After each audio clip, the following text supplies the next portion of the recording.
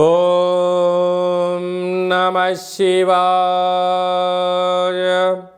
ఓం నమో నారాయణాయ.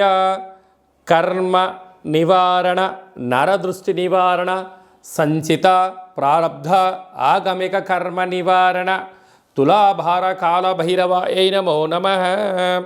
ఓం దిగంబరాయ విద్మహే గజవాహనాయ ధీమహి తన్నో కపాలకాల భైరవ ప్రచోదయాత్. ఓం ఇంద్రాణీ శక్తి దేవ్యై నమోస్తుతే. హరి ఓం. మా ఛానల్కి స్వాగతం. చూస్తున్న వీక్షకులకు, ప్రేక్షకులకు, ప్రియ కాళ భైరవ భగవద్బంధులకి స్వాగతం పలుకుతూ, మమ్మల్ని ఎంతగానో ఆదరిస్తూ ఉండబడినటువంటి ప్రియ సోదర సోదరీమణులకు అందరిపైనను, సనాతన ధర్మ సంరక్షకులకు, జ్యోతిష్య అభిమానులకు అందరికీ కూడా స్వాగతం పలుకుతూ, ఆదివారం అమావాస్య పుష్యమి నక్షత్ర సందర్భంగా అందరికీ నిండు నూరేళ్ల ఆయురారోగ్యాలను ప్రసాదించాలని శ్రీ కాళీ సమేత కాళభైరవ స్వామిని వేడుకుందాం.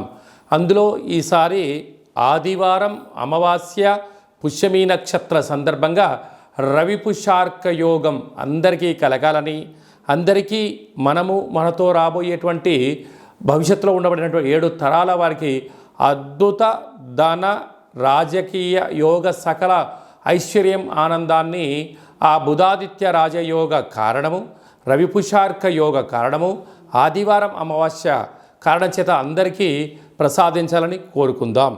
1/8/2024 నుండి 15/8/2024 వరకు పుట్టినటువంటి వారందరికీ కూడా ముందస్తుగా జన్మదిన శుభాకాంక్షలు.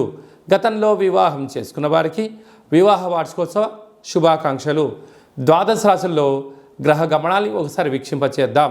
తులారాశి వారు ఆదివారం అమావాస్య పుష్యమి నక్షత్ర సందర్భంగా కాళ అమావాస్య కాళాష్టమి రోజున ఒకవైపు అష్టమంలో కుచుడు గురు సంచార స్థితి దోషంగా సంచారం చేయనప్పుడు ఎలాంటి విధులను పాటించాలో ఈ వీడియోలో సవివరంగా సంపూర్ణంగా తెలుసుకుందాం.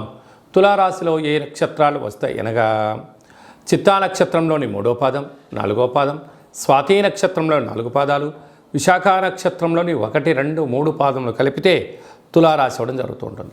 చాలామందికి పుట్టినటువంటి కాల సమయంలో డేటా ఆఫ్ బర్త్లు లేనటువంటి కారణం వలన పేరు యొక్క మొదటి అక్షరాన్ని అనుసరిస్తూ రాశిని తెలుసుకునే ప్రయత్నం చేద్దాం. రా, రి, శ్రీ, రు, రే, రో, తా, తి, తు, తే, తో అక్షరాల వారందరూ కూడా తులారాశి జాతకులు. తులారాశి యొక్క అధిపతి శుక్ర భగవానుడు. వీరు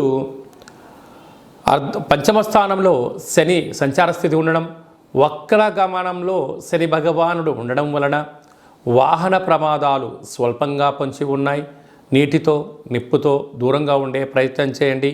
6వ స్థానంలో రాహు సంచార స్థితి ఉండడం వలన రుణ సమస్య, రోగ సమస్య పొంచి ఉన్నాయి. దయచేసి అప్పులు ఇవ్వద్దు, అప్పులు తెచ్చుకోవద్దు. అష్టమ స్థానంలో కుజ భగవానుడు సంచారం చేయడం వలన కుజదోష ప్రభావం కారణం వలన మీ జన్మ నక్షత్రం రోజున అమావాస్య అష్టమి తిథి ఎందున దూర ప్రయాణాలు, జల ప్రయాణాలు, దూరంగా ఉండడం, క్రయ విక్రయాలు, లావాదేవీలు, ఓర్పు, సహనం చాలా అవసరం అని చెప్పి మీరు గుర్తు పెట్టుకోగలగాలి. అదే కాకుండా కూడా రాజ్యస్థానంలో రాహు సంచార స్థితి, లాభంలో బుధ శుక్ర సంచార స్థితి, వ్యయంలో కేతు భగవానుడు ఉండడం వలన చిన్న చిన్న విషయాలకు ఆందోళన, సున్నితమైన స్వభావం కలిగి ఉండబడిన ఎవరైనా ఏదైనా అన్నట్లయితే దానినే మీరు మనసులో పెట్టుకొని పదే పదే అనుకోకుండా కాలాన్ని నెట్టుకుపోయే ప్రయత్నం చేయగలగాలి. కనుక తెల్ల జిల్లడి యొక్క వృక్షం చుట్టూ ప్రదక్షిణ, దీపము, వీలైతే ఆ యొక్క వేరును తెచ్చుకొని మట్టిని బాగా కడిగి సింధూరం బాగా పూసుకొని పూజామందిరంలో ఉంచుకొని తంత్ర వరసిద్ధి తాంత్రిక కాళభైరవ హోమ కార్యక్రమాన్ని చేసి ఇంట్లో పెట్టుకున్నట్లయితే అద్భుతమైనటువంటి మీరు రాబోయే 7 తరాల వారికి ఆనంద సిద్ధి, ఆరోగ్య సిద్ధి, ఐశ్వర్య సిద్ధి, కనక సిద్ధి, అమృత సిద్ధి అనేటువంటి అనేక రకాల సిద్ధులు మీకు సొంతమై తులారాశి వారికి ఎనలేనటువంటి ధనం, ఐశ్వర్యం మీ సొంతం కాబోతుంది.